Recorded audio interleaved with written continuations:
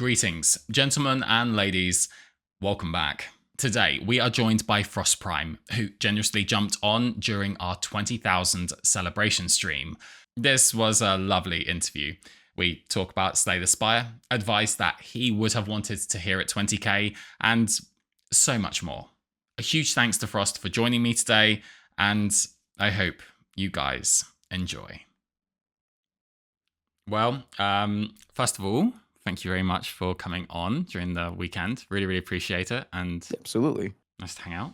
Yeah, we're just gonna ask some questions about your content creation. Obviously, for those that don't know, although everyone will know, I've just hit 20,000 subscribers, and Frost is well past. I think you're past 343. I don't even know. I think you're past 340. Is it that now. big?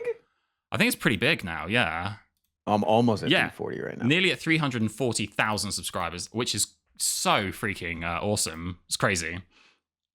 Huh. I didn't know that. But yeah, so are you ready? Yeah, no, I'm all ears, all game. Sweet. No questions are off limit. Sweet.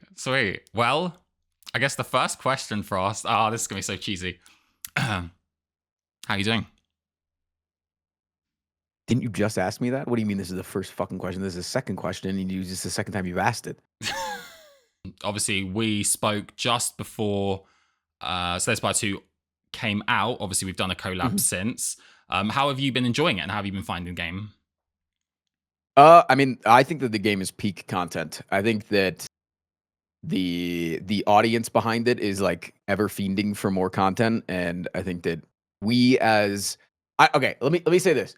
I think that there is only negative is that the top end of the game feels a little bit stifled for people that are really good. That's the only people that seem to be even slightly upset is the people that are really good at the game are it's a little bit too easy for me. Yeah. And I think for you and I, the creatives that are doing goofy little challenges, that are adding on different effects to make the game gonna be a little bit harder and to more interesting and clickbait a YouTube video, I think that we're just thriving. I think that it's cinema, it's tingles, it's flawless. It's everything we wanted. Yeah. I think with I thought about this recently. The Ancients, they not only add in, obviously so much more possibilities in normal runs, but if you think about the amount of time it takes to make a modded character in Slay the Spire 1, right? Yeah. You have to make the art for the character. You have to make every single card, hopefully balance it a little bit, make art for every single card. If you're not ripping an IP and you can't just use screenshots from the IP that it came from. Yeah. But imagine instead of being oh shit, I don't want to add Goku as a character in Slay the Spire 2. I can just add him as an ancient. I just have to get one nice piece of art of Goku and then get 12 different unique things that he can give you. Then Goku's cool. in the game. That's a good idea, yeah. And it's so much, and it's so much more user friendly from a modding perspective of somebody to be able to add a bunch of creative stuff to the game, and then for us to be able to use it as content of Goku gave me the 7 Dragon Balls in Slay the Spire 2. Yeah, I like that, and especially with the Ancients, you can have because they have rolling text, don't they? That you click through. You could have your own little thematic kind of universe almost, with all the different Ancients could be from the Dragon Ball universe, and then there could be little text, little bits that you can create and put in there as well to make it even more immersive. So yeah, I didn't think about that. That's actually really cool. Talking about Slay the Spire, you've played it for a considerable amount of time now. How do you feel about the current Ascension system and them going from 20 to 10 Ascensions? I know that they've spoken about potentially adding in maybe they haven't said 10 was be final, but how have you been feeling about that so far? I mean, the difficulty I think is there. I think the difficulty is fine. I think that they kind of hit the nail on the head where they want the end game of their game to feel achievable time-wise. Yeah. And so if they're wanting to, instead of scaling upwards in terms of number ascension, they're wanting to scale wider in terms of the number of characters. because like it was 4 characters in the last game, 20 runs per character. If you win every single run, that's 80 runs. That's like insane. Yeah. And a number amount of runs that you're asking somebody to win in order to achieve max game. And already in this game, if it's 5 characters, it's 50. And they're already said that they're wanting to add more characters. So I think just from a time perspective of how much time you're wanting to ask each casual player to play if they want to achieve 100% of the game, I think it's honestly, I don't think that they should do more.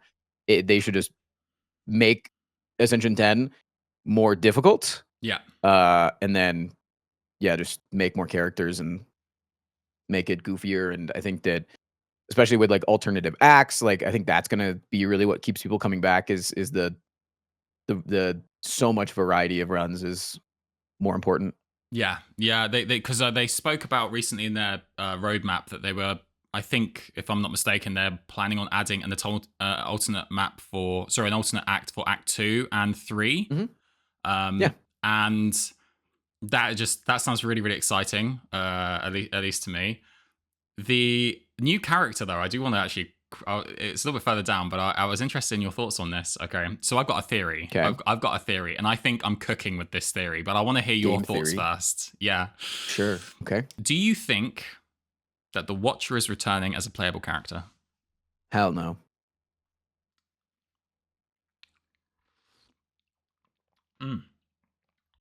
Is that a differing opinion that you have? Okay, so do you want to hear my theory? Sure.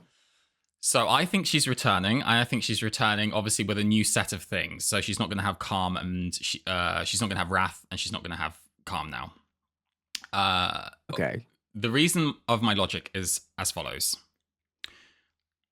When we moved over to Slay the Spire 2, the Slay the Spire 1 every character that's come over from Slay the Spire 1 has had one of their cards converted into a colorless card. For the Ironclad, we've got Shockwave. For the Silent, we have Alchemize. And for the Defect, we have Equilibrium. But I couldn't help but notice that we also have Scroll in the colorless cards pool. And that makes me think that the Watcher is returning. It is genius, but also are you giving the devs too much credit? You know, it's just that ending of that trailer. You know, it got me thinking. Maybe who knows? I'm talking of like the future of Slay the Spire. In Slay the Spire 1, we had Act 4 was a Restite, a Merchant, an Elite, and then the Corrupt Heart. Do you think, especially with these alternate acts and how they're changing the game up, do you think it's going to be a similar premise, especially with the Ancients? Like, do you think we're getting another Ancient? Are we healing up after the two battles? What do you think? I hope that there is so much more. Like I hope that Act 4. Do you ever play the OG English Fire Emblem? I've played a lot of the Fire Emblems, but I don't think I played the OG, no. It's called Blazing Blade is what its original title was, but then when it came over to America, since it was the first one that got an English release, they just named it Fire Emblem. Okay. But like the end of the game was you were like extremely powerful, and you would go through and you would fight an advanced version of every single boss that you had fought previously in the game. Like they were all like souped up and like hyper cooking, and it was like this like boss battle of the ages that just felt cinema. So that's what I really want. Is I want like the Phantom like truly unleashed, like horrifying, spilling out over the entirety of the screen and need the phobia mode turned on. Like I want that stuff before you fight the Ancient. Like the Ancient is like powering them up, so you have to refight the bosses that you fought throughout the game, but they're even stronger in some way. I love that, dude. It's just I don't know. That's what I want. It's making me like think of like, and then every like it alternates between the bosses, and you get like the Ancient that you've chosen gives you like an amplified version of your relic that you picked from them to help you, see you through. And then the next one comes in even harder, and then your Act 2 relic, your Ouroboros just comes, I don't know, slithering down. He's just like, hey, have this one. And like, it's like a true epic conclusion, because they did say they really, like Casey, right, in that interview, really wanted to make it an epic finale. So, I mean, that would be one heck of a way to do it. And then it would like take in so much more like of top players' decision making of like, if I'm taking this thing that's really good for me now, maybe it has an even, maybe you're taking something that's not so good for you now, but in Act 4, like evolves into something that's fucking crazy. Oh, this is such a cool. I love theory crafting things like this. Right? This is such a cool idea. That is a really cool take. That would be. Yeah. So I just want, I want Act 4 to feel different every time, I guess is what I'm getting at. Is that was the only thing that felt lame in Slay the Spire 1's Act 4 was the fact that not only was Act 4 the same every single time, like the only variance was, is the heart going to do the multi-attack first or the big attack first? There was really not a lot of variance, but it was also the fact that high-level players start preparing for the heart fight like midway through Act 2. Yeah. Like you start taking disarms and malaises and things and various different things and that you would be like, oh, I don't need this to beat the Act 3 boss, but I need this to beat the heart. And it's like doing that every single run, it did eventually get a little bit tedious. Yeah. So yeah, I'm hoping that Act 4 is just something that can provide a little bit of variety. Yeah, and it keeps it fresh as well. I mean, like that's exactly what it seems like they're going for anyway, right? With the alternate acts. So yeah, it'd be really interesting to see what they go for. I mean, talking of the high level players and such, who at the top end who might be finding it a little bit easy right now. Of course, potions being able to be saved and just purely thrown all in to the last two bosses, I think definitely. And like you said as well, they don't have to prep. We aren't having to prep for the Act 4 yet, so we can basically just we've got so it's a lot easier for us to go for those last two bosses. Talking of top level play, actually, I'm really interested. What's your current streak at? Like, have you done anything with that? Like, because I know, I know that if you locked in, I think you could definitely get an absolutely crazy streak. But I wonder what have you been tracking anything like that so far? My best streak is 3, but I do tend to fall for the memes too often, and I need to stop. You just can't get past that claw, can you? Or the snake bite? Yeah, or making parry work or something. Yeah, it's. But I don't know if I'm that good to get a crazy streak. I don't know if I'm that good. I definitely need some improvement. But I'm getting coached tomorrow, which is going to be really fun. Yeah. Okay. Who's coaching you? Japanese export. Oh, let's go. He did because after your collab with Raren, he did a coaching session with Raren, didn't he? Yeah. That's awesome. That's no doubt going to be really, really fun. What do you think is going to be what do you think is your current biggest weakness? Because you played it so many hours. Like, have you got a Twitch chat? It's Twitch chat. I give in to them way too often. They're like the child that I can't say no to. If Twitch chat was my child, they would be morbidly obese. And no. They would be a brat, I just can't, I wouldn't be able to say no if they wanted a sweet treat. I wouldn't be able to say no if they wanted a new toy. They'd be a bully at school, but then I'd get called in and I'd be like, nope, my son would never do that. I'd be a terrible parent to them. That's brilliant. That is brilliant. Okay, so moving into some of the more core synergies of Slay the Spire, I'm going to give you 1, 2, 3, 4, 5. I'm going to give you 6 cards. I'm going to give you 1 card from each of the characters and a colorless card. And what I want you to do is taking a scale of 1 to 10, 1 being underpowered, 5 being balanced, and 10 being overpowered. I just want you to place these cards on a scale. All right? So 5 is like, this is PermaFrost. All right, it's a little bit of fun. I thought, let's just see what happens. Yeah. All right. So on the scale of 1 to 10, where would you place Perfected Strike? Ooh, Perfected Strike. Mm-hmm. I actually think in this game, it's like very close to a 5. Yeah. In this game, it feels really good. Yeah. Like, it felt like in Slay the Spire 1, it was not even like an Act 1 card. It was like your first elite card. Like, it was like, I'm taking this to beat Lagavulin and Grenlanob, and then after that, I don't really care about having it in my deck. Yeah. But now it feels like it's much more of a thing that you can have for a good chunk of time. Mm-hmm. And yeah, I put it at maybe a 4. Like it's slightly underpowered still, maybe Yeah. just like barely, just because again, it's not. It's harder to get off like the strike only type thing, but yeah. I mean, just from the fact too that you can take an extra strike and your whale bonus is like already aids that actually. True. Yeah. Yeah. I'm yeah. There's it feels like Perfection Strike has just been given a little bit more love in the second game. So yeah, really okay, cool. Dude, the strike potion too. Oh my god. Oh, the replay on strikes. Yeah, I was like sitting there. I was like, wait, strike potion? Yeah. Holy, true. Oh, get that. That's like you could take that potion if you got that potion in Act 1. You could be like, okay, I can beat Act 3 bosses if I just get like literally, 2 right? strikes. Yeah. Yeah, like you're cooking at that point.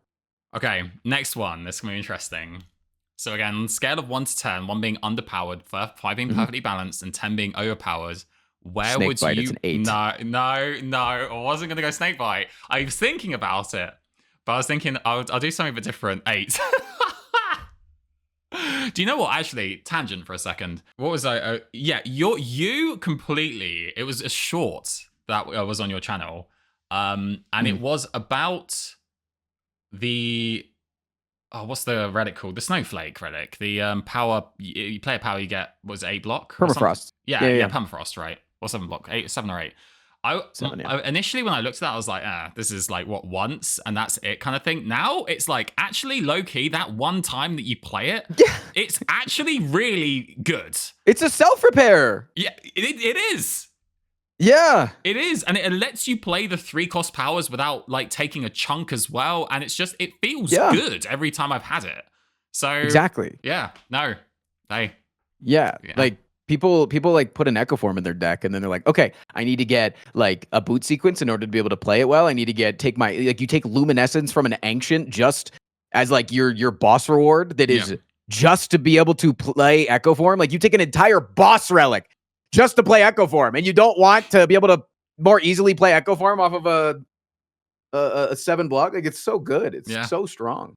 Okay, so Snakebite aside, for the silent cards. Where would you place Noxious Fumes? Like a 7 or an 8? Yeah. It's still. I think it's in the exact same spot that it was in Slay the Spire 1. I think it's still just as good. Yeah. Because like Noxious Fumes, like never. It's like the one poison card that like you don't ever need more poison with. You know, like it's self-sustaining, and like you can just play a Noxious Fumes and then block for a decent amount for a while, and it just kind of builds itself up against like everybody that isn't like an Act 3 boss. Yeah. Can kind of just that can be your only damage card for the entire game if you have enough block. Yeah. Okay. Yeah, I'd say that's a pretty solid. I'd probably place it around 7-8 as well. Like, I mean, because it's like, what is too overpowered? You know, like, and what is too underpowered? And I think it does exactly what you want it to do. And I find myself just playing it even not necessarily in poison decks, just to kind of like, because it's really good against those low health enemies and removing like artifacts. And it's just a constant state of damage while, you know, we block up. So yeah, agreed. Okay, on the Necrobinder. Excuse me. On the Regent. Where would you place Collision Course? Remind me what card that is. That's the one that 0 cost give you a debris, right? 0 cost, yeah, exactly. It does, I think it's like 8 or 10 damage. And then it adds a debris, which is a 1 cost status exhaust into your hand. I think that is like the most balanced card that you've said so far. I think that's probably like a 5 or a 6. Yeah. It feels incredibly good to take, and like in most hallway fights, you are winning a fight before you reshuffle and like get hurt by the debris in some way. Yeah. So like it doesn't usually matter. And in most boss fights, you just either avoid playing it or play it safely. Yeah. It's never really like it's not your boss solution. It's a very good front loaded damage. Yeah. It's incredibly good. Yeah. Yeah, agreed. I think I also like it especially with the different ways of exhausting and transforming the cards we have with the Regent. I think it also lends itself quite well to that. I think I placed these and I was like, I had like Perfected at 5, I had Noxious at 7, and I had Collision at 5. And like, we've been completely on the same wavelength so far. Where do you place, for the Necrobinder, End of Days? The 3 cost Ooh, applies a yeah. blanket of, I think it's like 20, off the top of my head, 29. I think it's 27. Yeah, it's some weird arbitrary number like that. Doom to all enemies, and any enemies with Doom that exceeds their health, they instantly die. Where do you rate that on the terms of if it's underpowered, perfectly balanced, or overpowered?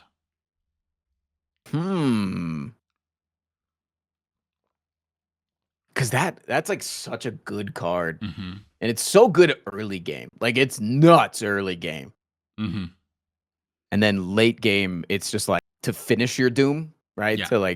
To just end somebody. Oh, man. And I think it's like also a card that, like, because it kills anything, it's kind of just like a 32 damage attack if it's lethal, right? Like, it's just a massive AoE attack. So I'd probably put it at like a 7.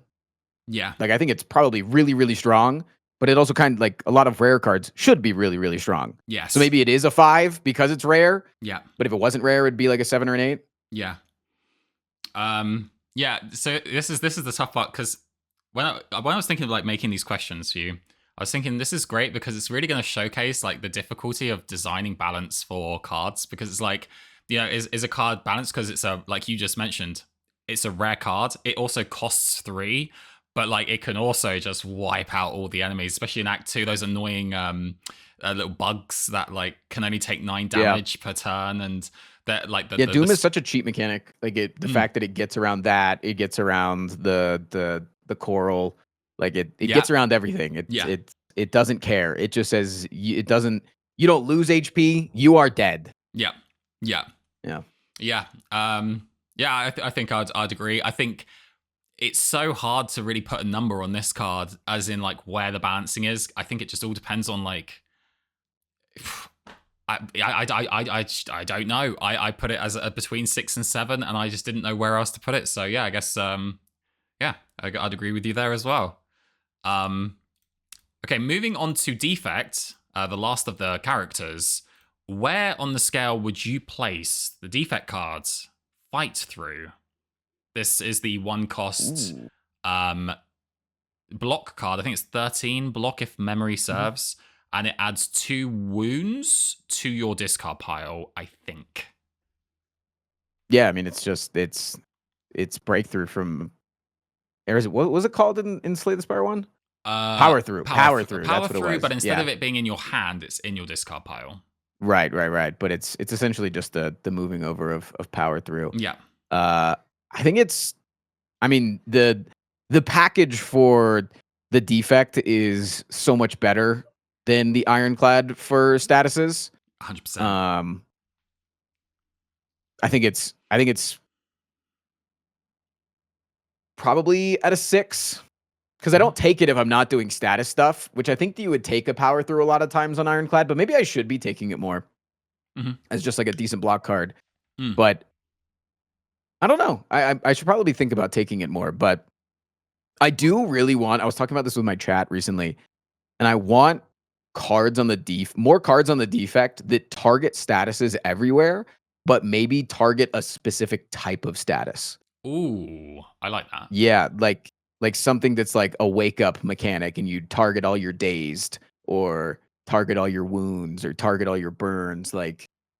You know, like that's what I feel like Coolant should do. Coolant to me should be like I target all my burns in anywhere in my deck, and like I get a boon for it or something. I don't know. Yeah. Like just like something that even if like Compact gave you a different type of fuel depending on what you compacted. Oh, you know? Yeah. Even just something like that, where it's like you can still take everything, but it's just slightly different, you know? A Daze gives you 1 block. A burn does 1 damage, like something just stinky, just something that makes them feel not the same.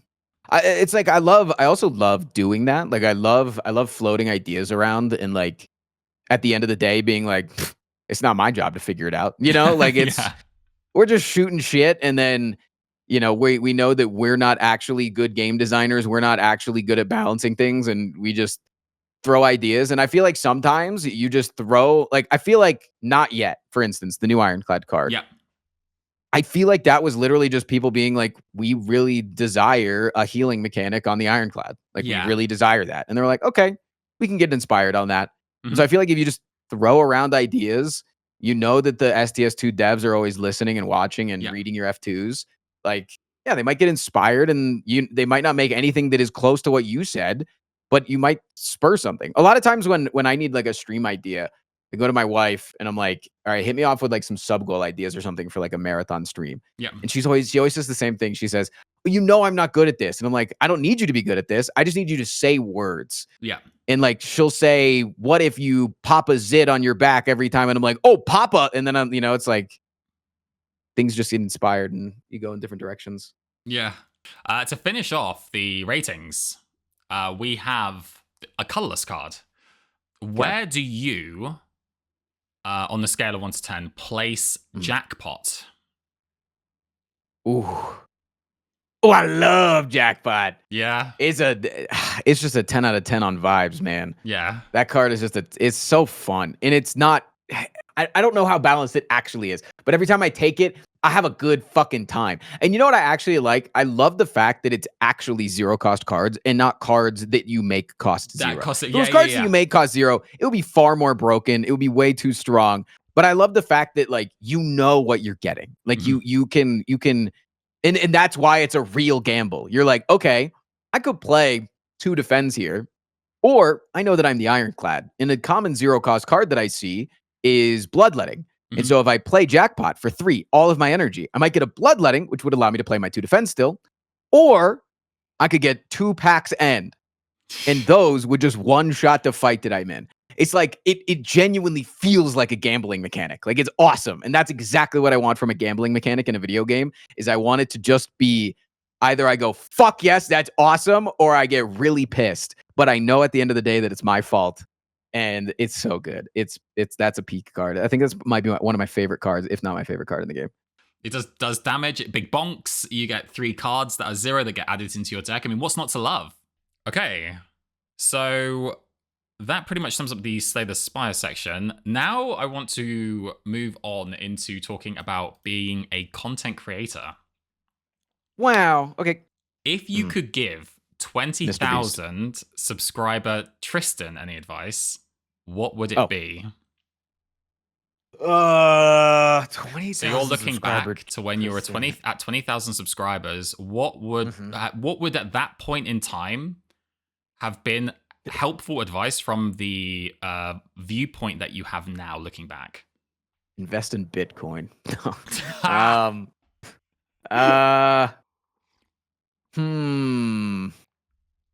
Hire Andrew sooner. Really? Because like, yeah, people were so like, when I was a YouTuber back in the day, like I was a straight up YouTuber. I was making weekly League of Legends videos, and they were like highly edited, silly videos. And I still actually look back on those videos, and they fucking slap. Like, they hold up. They are like, I was like really good at like cinematic editing, which was like really sought after in the League scene at the time. It wasn't just about like being a top level player. And I was good. I do think I was really good, but I was living out in the middle of nowhere with my parents. And so I was very isolated. Like, I was working at hours that I was working all of the hours that they were at work. And then when they were home, they would immediately like go to bed. So I just had nobody in my personal life. This is kind of trauma dumping, but,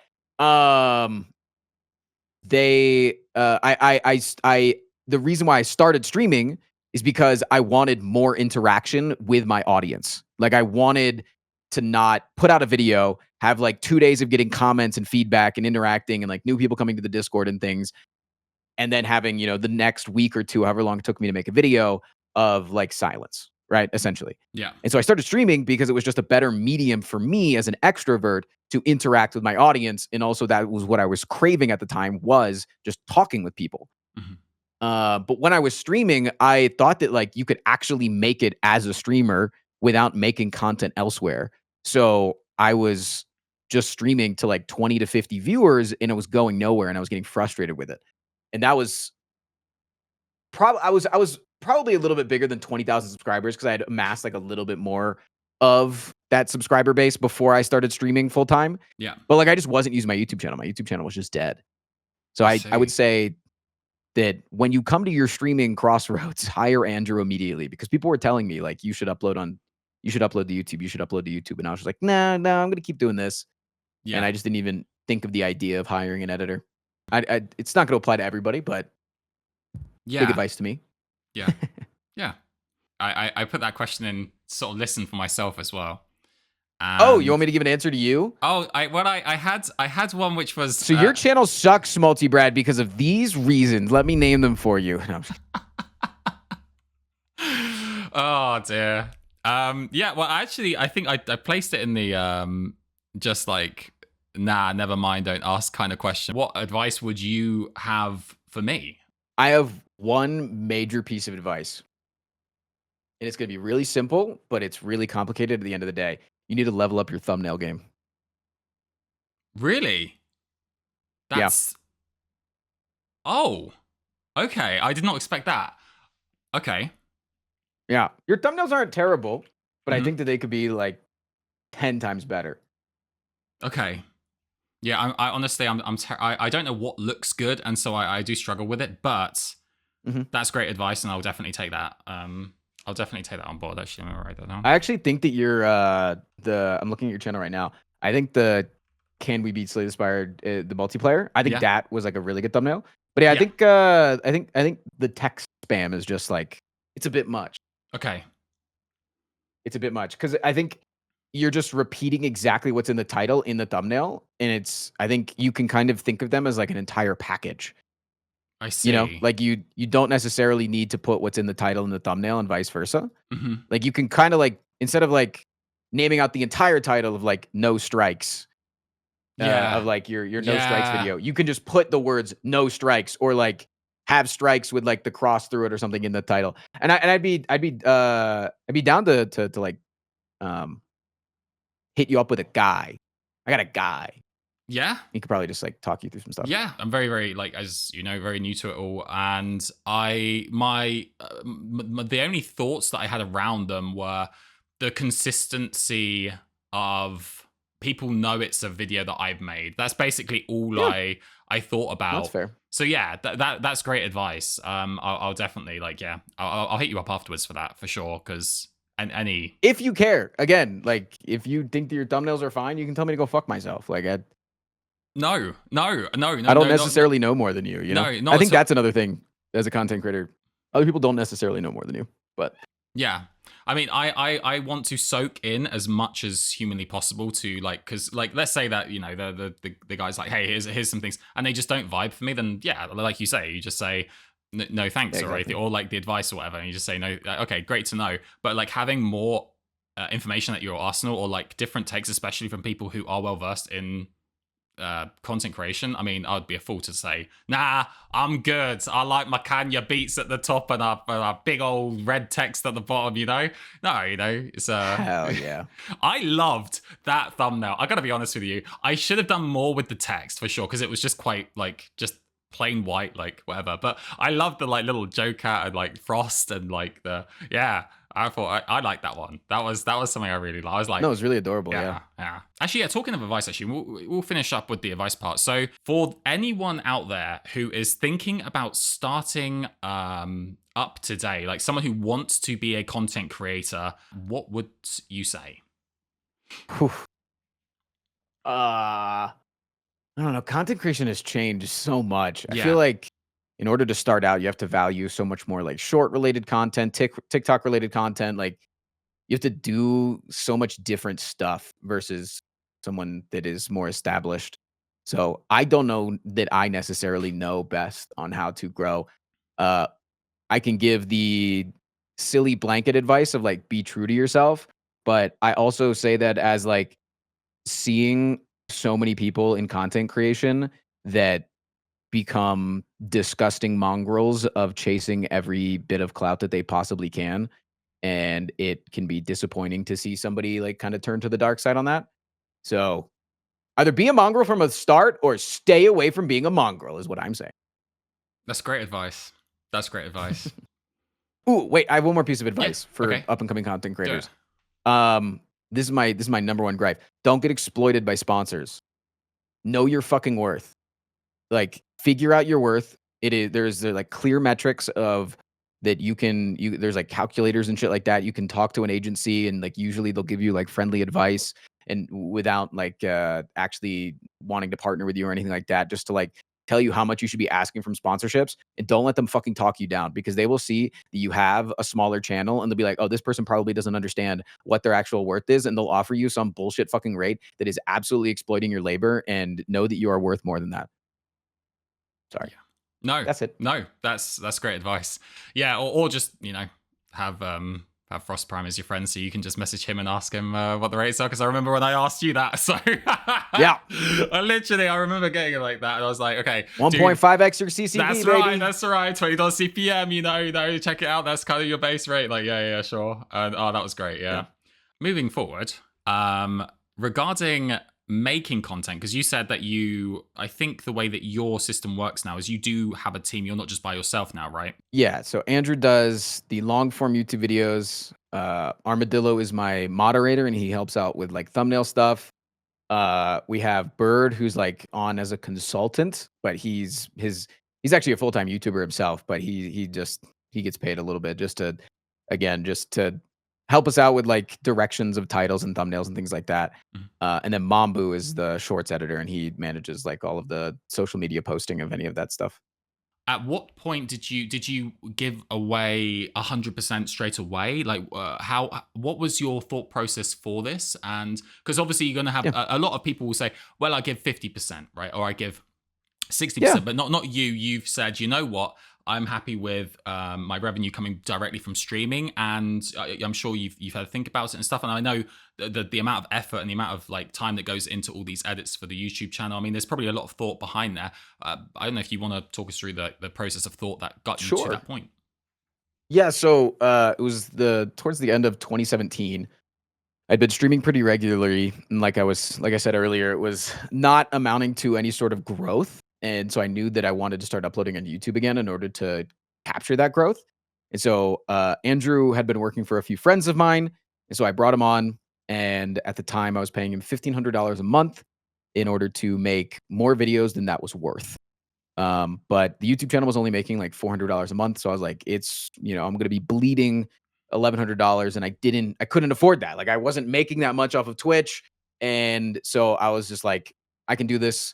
And if the YouTube channel ever starts making more than that, like, I'm going to pay you 100% of what the YouTube channel makes, because I think that this will obviously be a net gain for me on stream. And by January of 2018, this was like September that I hired him. Yeah. In January of 2018, I was making a full-time income off of streaming alone. Wow. And the YouTube channel for a couple of years after that was not making more than that $1,500 a month. And I ended up paying him like a little bit more than that, I think. But it was still like, it was bleeding every month, and I was able to make a full-time living, but while paying him, it was just like I was getting by. I was paying the bills, but it's like I was fucking happy. Right. Yeah. But I still told him, I was like, if you stick with me and you continue to do this, if this channel if we ever fucking hit our stride and we figure it out, then I will pay you 100%. And he did. And he was still editing for other people on the side. It wasn't just a me thing. Yeah. No, at the time, right? I do want to just ask about that, actually. So that conversation, like when you were talking about editing and things. So obviously at the time, the YouTube channel was only making about 400. If you don't mind talking a bit about like, how did that conversation go? Did you say like, hey, yeah, we'll go, I'll be able to give you like 400 for the first few months, and like as it increases, or 200 for now every month, or like half for now, like, I'm just curious about like how, if I was ever to do something like that, like with that, like what was the frame of mind there? If you like think it was the right frame of mind, like what did you go in there with? Because if you weren't making money and the editor needs to make money, it's like, how do you find that common ground to get someone to commit to you? Yeah, I mean, I was paying him more than 400 at least. I was paying him $1,500 a month. But okay, yeah, sorry. But you were happy, but you were bleeding that, but it wasn't sustainable. Yeah. I was just paying it out of pocket, right? And for the first few months, I wasn't making more than that. So like I was losing money, but the numbers were starting to go up. It seemed like it was a good idea. Okay. And then by January 2018, I was actually making, like, within 3 months, I was making a full-time income while also being able to afford to continue to pay him. But it, in my head, was still not what he was worth. Yeah. I think I was at that point like kind of paying him market rate because we were only uploading like 3 times a week or something like that. I wasn't paying him for daily uploads. That would have been insane. How did you get? I'm sorry, I know I'm asking, but this is just really, really interesting. It's how did you make like because that's a risk, right? Like you're paying 1,100 or like you're paying like a sizable sum out of pocket at this point. How did you find like how did you know? Okay, this is I the time. didn't, This brother. is the time. Like, okay. Oh, I fucking did it. That was a shot in the goddamn dark. I had like $5,000 in my bank account, And you spent all in. I was like, I can keep this up for a few months, and if not, I got to go back to school. That was literally what it is. I Wow. was, I had taken a gap year from college, Okay. and I had become successful on YouTube from that gap year. But then I learned that I hated making YouTube videos because, like I said, that cycle of not being able to interact with the audience. Yeah. And so I started streaming, and it wasn't working. Like it just wasn't working. So it was like my parents were starting to tell me like, hey, you got to move out or go back to school. Pick one. Like, you're becoming the 20-something-year-old that's the cliche of living in the basement of your parents and just mooching off of them. Yeah. And in America, at least, that's not something that is socially acceptable. Mm-hmm. I think times are changing because the economy is getting worse, but yeah, they were being a little eggheaded about that, and rightfully so. I Yeah. was just kind of leeching and staying up late and being loud. So yeah, I Okay. mean, it was a big pressure, but it was kind of just like my last ditch, and it worked well enough.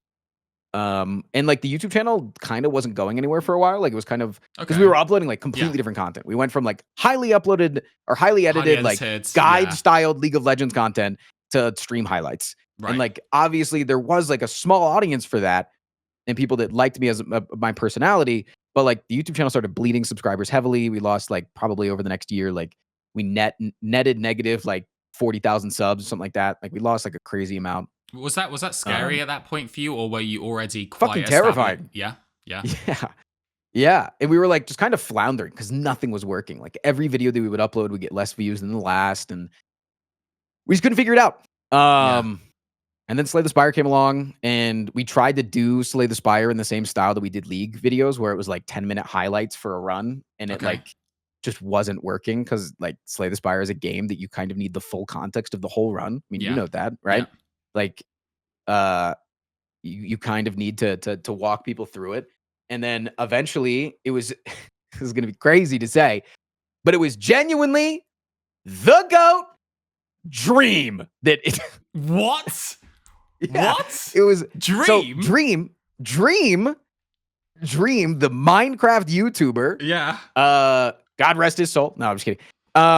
But he like was noted for he was like a 10,000 subscriber or something YouTuber. Like he wasn't that big of a YouTuber. And he ended up taking like a few years off to study the YouTube algorithm so that when he came back, he would know exactly what to upload and how to upload it in order to maximize his ability to go viral. And he did. And then he became the biggest Minecraft YouTuber. And then it also turned out that he was a really fucking weird guy and had a lot of things in his closet, a lot of skeletons in his closet. But either way, I basically was like, oh shit, he's uploading these long form, well edited videos. Mm-hmm. And I went to Andrew and I was like, what if we do that for Slay the Spire? We take an entire run. Because there were plenty of people like Jorbs and Baylor that were uploading their entire runs. But I was like, what if we do it where we upload and we do edits in the entirety of the video? And like the entire video can have memes in it. And the first one blew up. The second one blew up. The third one blew up. And it was just easy. Our thumbnails were shit. Our titles were shit. But the video itself was good enough that they just started doing well. And instantly, I think that month, like the YouTube channel made like 6K. Oh, heck yeah, and dude. Just from there, we were both like, he was like, dude, that's enough. And I was like, what do you mean that's enough? He was like, I can go full time on your channel. And I was like, okay. Oh man, I was like, after like a couple of months. That must have been a great And so I was like, feeling. so he was like we were both like, do we want to ramp up and like do daily uploads? And he's like, let's fucking do it.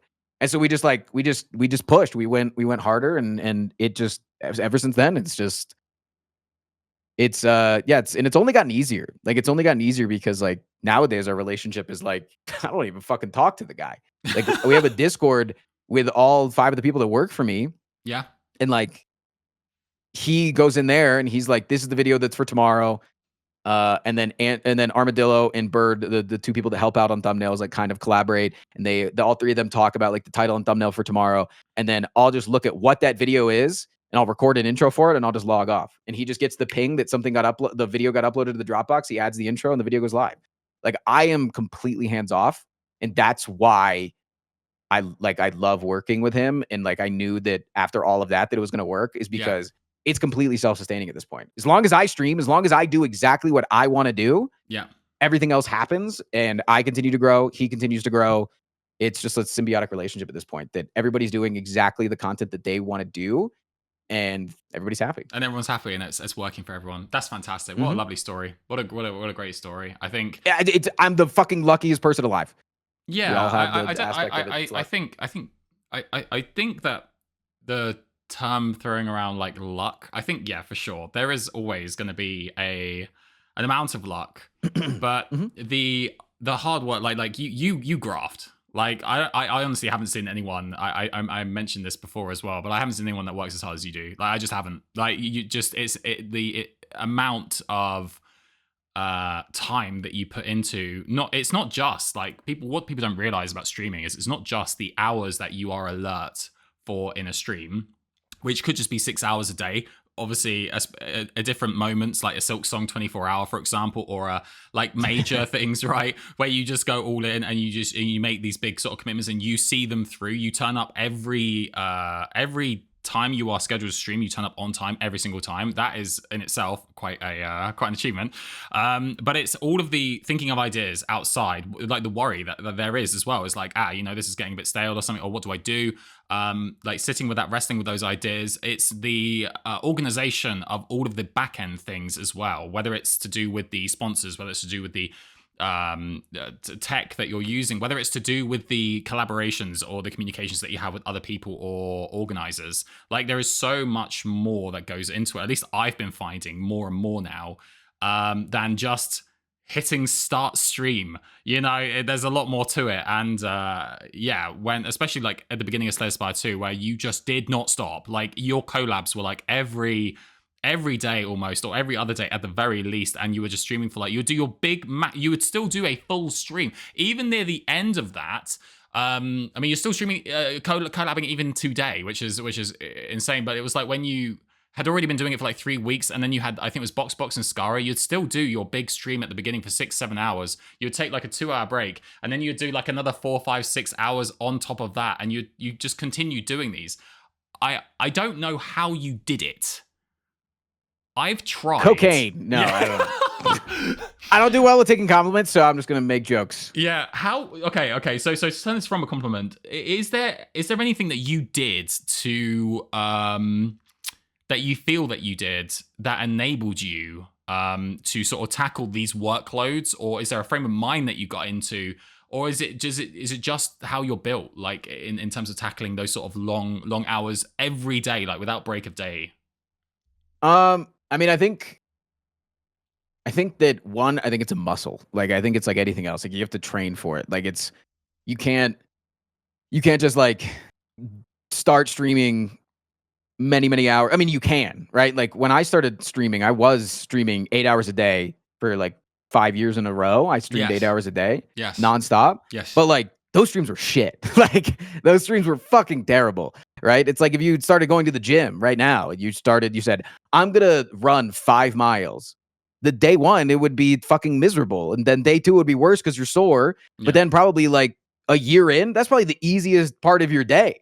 True. Is running that 5 miles. True. Like, it's, so I think it's just a muscle of endurance that you just got to work for. And I think that there are definitely things that you can do to, the obvious, get enough sleep, eat better, but like, I don't know. It's something that not everybody's going to be good at, but I think if you want to get better at it, it's just working at it. Yeah. Okay. There is a couple of questions to finish up with. One is from my mother. Hell yeah. Miss her. Okay. Yeah, she was just here actually. She popped down for a few days. It was nice. So we went out to a really nice restaurant, and we played some Slay the Spire board game. She really likes that, so it was good fun. Her question to you is, what is your favorite D&D class and why? Ooh. So I haven't played a lot of D&D classes actually. Okay. I haven't played I have not played a copious amount of D&D because one, I just haven't been able to find a local group. Like we've tried a number of times with a couple of friends and it just hasn't worked out. But out of the few that I have played, I have really liked playing a bard because I feel like as a content creator, Hmm. we like to be the center of attention Hmm. and we like to talk a lot. And that's what the bard does. Yeah. They like though like we are not useless when we get into combat, but like it's nice that like when we get into combat, the barbarians, they just kind of like step forward and they puff their chest out. But when Yeah. we walk into a tavern, guess who's walking Yeah, forward and that's puffing their right. chest out? And so that's really good. I'm about to play a new character in a Deadlands universe. I don't know if you're familiar with that. It's just like a different TTRPG. Is that the one you were talking about with the Western Yeah, thing, and you were but creating the those character, right? characters are Okay. like there's no roles, there's no classes. It's like a la carte. Like you're just Okay. building a character from the ground up. Um, so it's really cool. I'm playing an arsonist priest. You went with the arsonist. Okay. Okay. Yeah. Arsonist priest. Yeah. That's really interesting. Yeah, I remember you talking about Yeah. that, and when you were sort of thinking about how you were hmm going to incorporate this character into that sort of like time and that like what have you Yeah, got? he worships the sun and thinks that if Okay. you break any of the commandments, you should burn. Oh, that's gotta be so cool. I bet you're gonna have a lot Yeah. of fun with that one. Yeah. Um, I got to put on an accent for it. I'm going to do a an accent. Go on. southern drawl. Oh, southern. Oh wow. Yeah. I'm an Even though he's arsonist, but from I'm a like Indiana, priest. but Is he from Indiana? Okay, yeah. Got to yeah. fix that a little bit, but yeah, no, sounds good. Okay, two more. This one is. I was just really curious about this actually as well. So, what gravitated you towards building a bunny shelter and taking care Sure. of them yourself? Yeah. So growing up, I was always obsessed with having animals as pets and, taking care of animals. I was like, anytime that my parents couldn't find me, I was usually out in the yard, like picking up a bug, and they would come running out to like make sure it wasn't going to hurt me. And usually I was picking up something that was fine. And my mom taught me to like love bumblebees. And there's like old pictures of me like with bumblebees on my fingers, things like that. Even though her and I are both allergic. So like if it stings us, we have to go to the Oh hospital. no. Um, but like they're docile, like they don't want to hurt you, Mhm. like and they I always wanted a lot of pets growing up, and my parents were never okay with it because they are smart and they know that if you get a kid a pet, you're really just putting more work on yourself as the parent because they want to have all of the great parts about having a pet, being able to cuddle with it, play with it, but you don't want to feed it, you don't want to clean its No. cage, you don't want to brush it every couple of days, you don't want to do that part. So we only had a dog growing up and a cat. But as soon as I got my own place, I was moving out with the intention of moving in with August, and she was coming up with two animals. One of which I had told her to get. She had her bunny that she got. She was taking online vet college, so you needed an animal that you could like, practice putting a cast on and like do a blood draw on. And so then she fell in love with bunnies from that. Like she just fell Okay. in love with bunnies because she just got this random bunny. We still have her. She's our own house Oh bun. wow. Um, yeah, she's very geriatric and old, but she's still kicking and loving life. And she also had a bearded dragon who she had rescued from her hospital because I was like, I'll pay for it. It was like right as I was starting to make money from content creation, and I was like, I'll fucking pay for that guy. You take him home and bring him when we move in together. And ever since then, we slowly ramped up the amount of animals we have. And eventually, we saw like how like Pirate Software and like a few other content creators were like, Maya, Higa, and a few other content creators were like doing these shelters and doing these rescues. And at this point, she's full on with bunnies. We got a second bunny for Miss Bun. And this was back when we lived like one city over.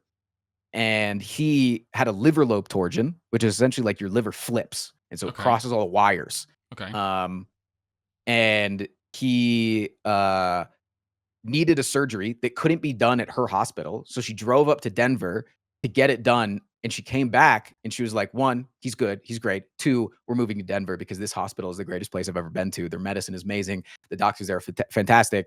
And so we had just built a house. And so we ended up selling the house that we had just built, moving to Denver. And she found her dream job with a doctor who's like the best bunny doctor in like all of America. And so he's as obsessed with bunnies as her. She loves bunnies. And she's like, there's a couple of really good bunny rescues around here, but none that are taking in bunnies that have some sort of medical ailment that will be complicated for the rest of their life.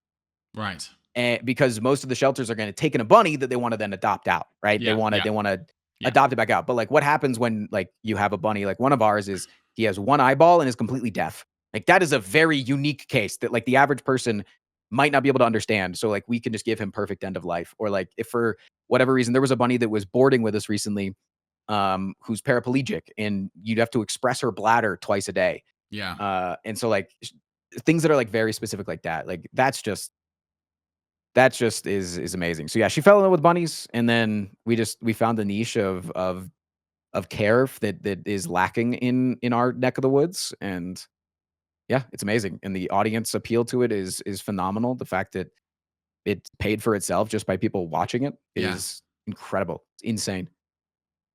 That's lovely. Yeah. I remember, actually reminds me of when I think when we cut up the first time? I think it was when we cut up the first time. I remember just asking you, just like, ask me a question. We got ads, and I was like, okay, let me just think. And I was just asking about your, like, are you happy where you're currently living? And I remember you telling me the story about like your house and how it was built, and then you sold it, and obviously now you're here, and you were talking a little bit about the bunnies, and now there's just a lot more context to that, and that's just really cool. That's really, really cool.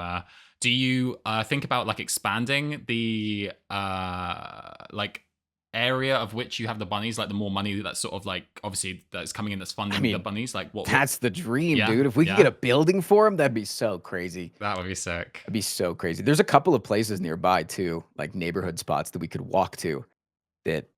But I don't know if August would ever be down for that because she just loves having them so close. Yeah.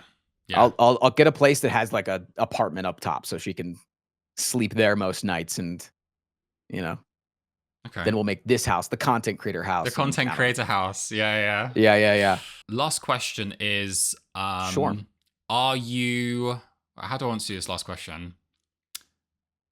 Having accomplished a lot of your goals that you had no doubt set out when you first started content creation, is there any goals that you have yet to accomplish that you set out with? And if not, is there a goal that you are currently working towards? My main goal right now is I want to be 1,000 concurrent viewer streamer no matter what. Like I want to be able to turn on my stream and be 1,000 concurrent viewers playing any game, shitting on the toilet, showing off my bunnies, doesn't matter. If I can have that core of an audience, I think that I'll be happy forever. But I also think that, as a content creator, that we're constantly chasing the bigger number. And so will it be enough is the question. I think it will, because like I'm close right now. I'm very close to it. Yeah. I mean, I can get over 1,000 concurrent viewers, obviously, whenever I'm playing Slay the Spire, well over it. But I do feel like it's enough. Like I don't feel like I am striving for more. So I feel like there's good signs on the horizon of that. But yeah, 1,000 concurrents, and just like a feeling of stability. Finally, I feel like content creation is so fickle. You know, one month it'll be really good. The paycheck looks great. Next month, I know, it's a quarter of that. Like last and month, you're like, oh shit, it's all burning. Yeah. And then this month it's like, it's all coming crashing and burning, and everything's gonna go bad, and it's all hell, and I should run and scream, and Well, thank you so much for taking the time, Frost, especially on your day off. I really, really appreciate it. It's been lovely to talk to you, and enjoy your tacos. And thanks once again, my friend. I really do appreciate it. Yeah, anytime, man. Thanks for hitting me up. See ya. See ya. Got a few things planned. We're just going to sort of like have a little bit of a chat, have like some random like questions that I randomly thought up. Go on. Is that sarcasm? No, I have actually written down some questions for you that I was thinking up while I was doing housework. That's okay. Well, when you say like randomly thought up and you have like a little smirk on your face, it can mean that like chat gave them to you and that they're all about the size of my penis. Yeah. Pretty girthy. Yeah, you've already seen it, so it doesn't really, you don't need to ask about it. No, true. There are some questions that don't need to be asked because the answers are already known.